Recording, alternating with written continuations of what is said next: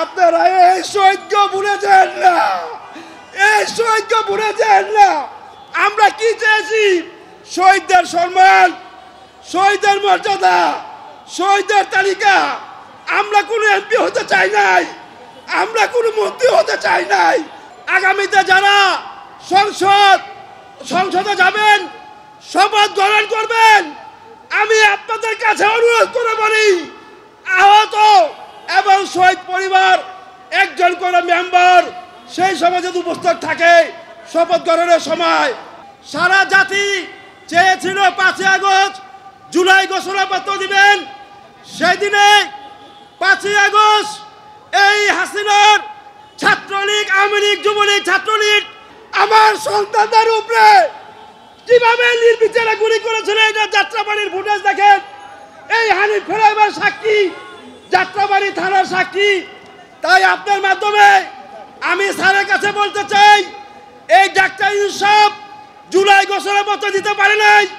তাই আমি মির্জা আব্বাসের স্যারকে বলে যাই, আপনারা আগামীতে আল্লাহর রহমতে যদি আপনারা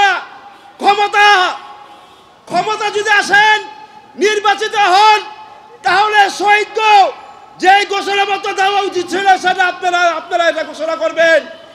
আরেকটা কথা বলতে চাই, নির্বাচন করবে নির্বাচনের সরকার, বিচার করবে বিচার বিভাগ, সংস্কার করবে সংস্কার বিচার।